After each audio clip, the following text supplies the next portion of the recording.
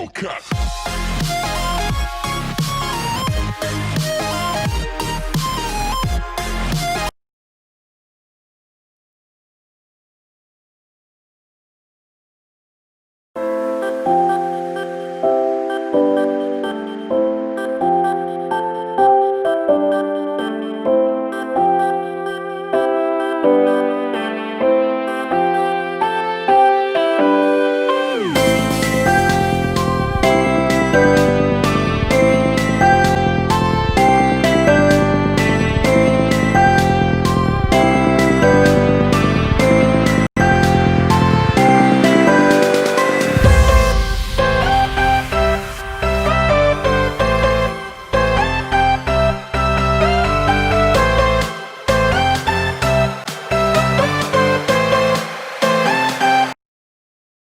Assalamualaikum warahmatullahi wabarakatuh.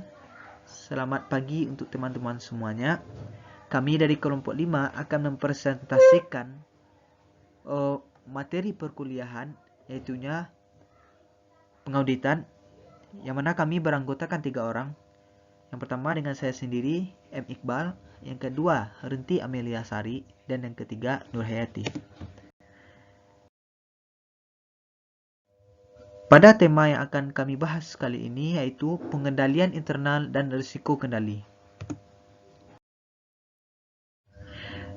Adapun ide-ide pokok yang akan kami bahas yaitunya komponen pengendalian internal, yang kedua prosedur untuk memperoleh pemahaman pengendalian internal, yang ketiga menilai risiko kendali, yang keempat menguji pengendalian, yang kelima hubungan risiko pengendalian dengan ruang lingkup pemeriksaan, dan keenam audit berbasis risiko. A. Komponen pengendalian internal. Menurut IAPI, mendefinisikan pengendalian internal sebagai suatu proses yang dijalankan oleh Dewan Komisariat, manajemen dan personel lain entitas yang didesain untuk memberikan keyakinan memadai tentang pencapaian 3 golongan sebagai berikut. Yang pertama, kendala laporan keuangan. Yang kedua, efektivitas dan efisiensi operasi. Dan yang ketiga, kepatuhan terhadap hukum dan peraturan.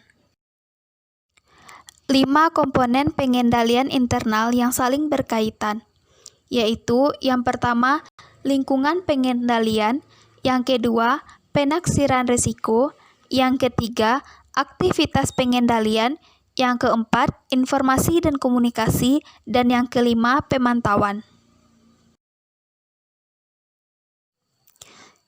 Selanjutnya yang B yaitu prosedur untuk memperoleh pemahaman pengendalian internal. Yang pertama, mewawancarai karyawan perusahaan yang berkaitan dengan unsur pengendalian. Yang kedua, melakukan inspeksi terhadap dokumen dan catatan. Dan yang ketiga, melakukan pengamatan atas kegiatan perusahaan. Selanjutnya akan dibacakan oleh teman saya. Yang selanjutnya yaitu menilai risiko kendali. Menilai risiko kendali itu merupakan aktivitas yang dilakukan auditor mengenai apakah salah saji melebihi jumlah yang dapat ditoleransi akan dicegah atau terdeteksi secara tepat waktu oleh pengendalian internal yang dimiliki oleh perusahaan. Sebelum itu, kita harus mengetahui dulu apa itu risiko.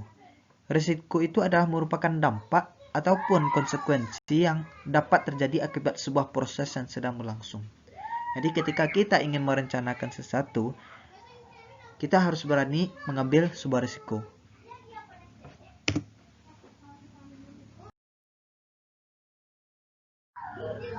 Dan selanjutnya itu langkah-langkah dalam proses penilaian. Langkah-langkah dalam proses penilaian itu ada 5. Yang pertama, mempertimbangkan pengetahuan yang diperoleh dari prosedur untuk memperoleh suatu pemahaman. Dan yang kedua, mengidentifikasi kesalahan saji potensial. Dan yang ketiga, mengidentifikasi pengendalian yang diperlukan. Yang keempat, melaksanakan pengujian pengendalian. Yang kelima, mengevaluasi bukti dan membuat penilaian.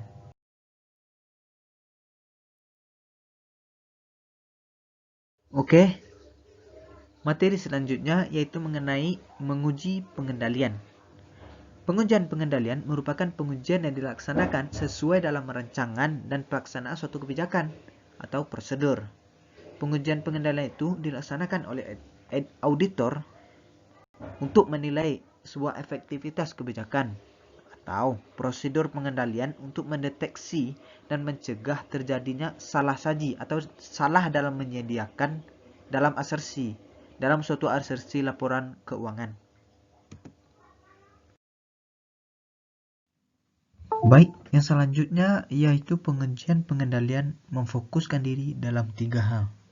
Yang mana 3 hal tersebut meliputi yang pertama, bagaimana pengendalian itu diterapkan. Dan yang kedua, sudahkah diterapkan secara konsisten sepanjang tahun? Dan yang ketiga, siapa sih yang menerapkan pengujian pengendalian?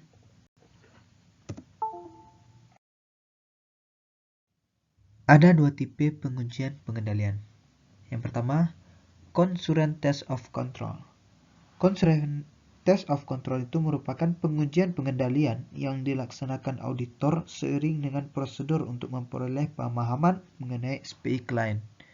Yang kedua, yaitu pengujian pengendalian tambahan atau yang direncanakan. Maksudnya ialah pengujian yang dilaksanakan auditor selama pekerjaan lapangan.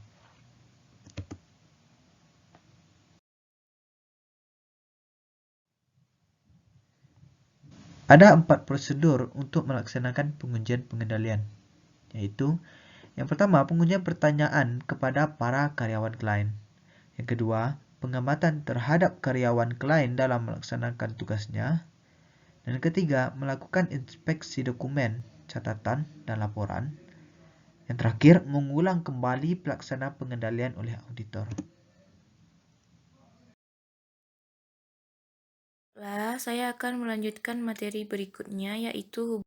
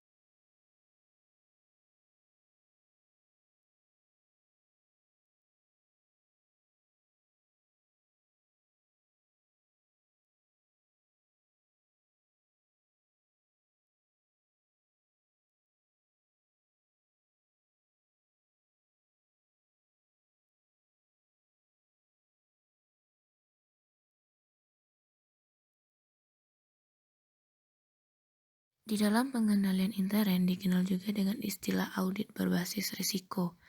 Audit berbasis risiko ini adalah pendekatan audit yang dimulai dengan proses penilaian risiko audit, sehingga dalam perencanaan, pelaksanaan, dan pelaporan audit lebih difokuskan pada area penting yang berisiko apabila terjadi penyimpangan ataupun kecurangan. Audit berbasis risiko ini tidak hanya memusatkan perhatian pada catatan akuntansi ataupun laporan keuangan, namun juga memusatkan perhatian pada proses akuntansinya, pemilihan, dan pencatatan data, dan juga mengidentifikasi indikator risiko kegagalan. Keuntungan audit berbasis risiko bagi auditor. Yang pertama, memberikan tingkatan jaminan yang lebih tinggi atas proses dan hasil audit. Yang kedua, membantu meningkatkan proses manajemen dan mengelola risiko dan proses pengendalian risiko perusahaan.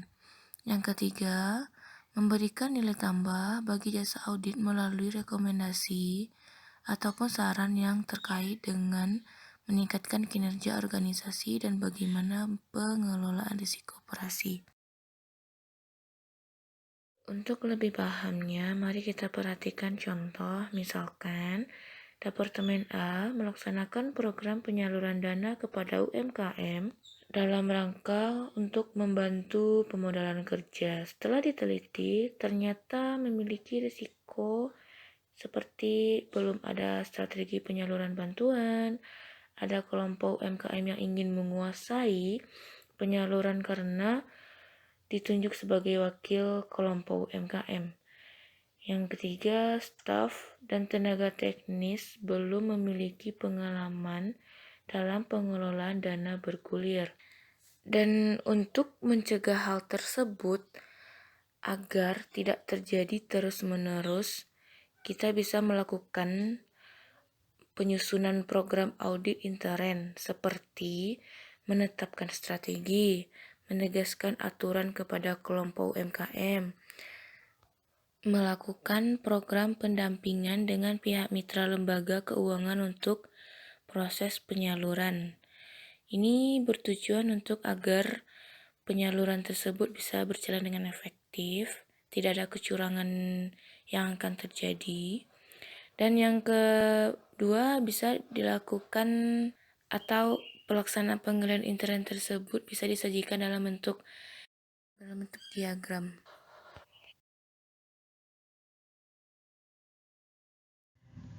Baiklah, mungkin itu presentasi dari kami selaku kelompok 5. Saya perwakilan dari kelompok 5 mengucapkan terima kasih atas perhatiannya. Dan mungkin kalau ada kata-kata salah atau kesalahan dalam penyampaian, mohon maaf dari kami yang sebesar-besarnya. Mungkin sekian dari kami. Assalamualaikum warahmatullahi wabarakatuh.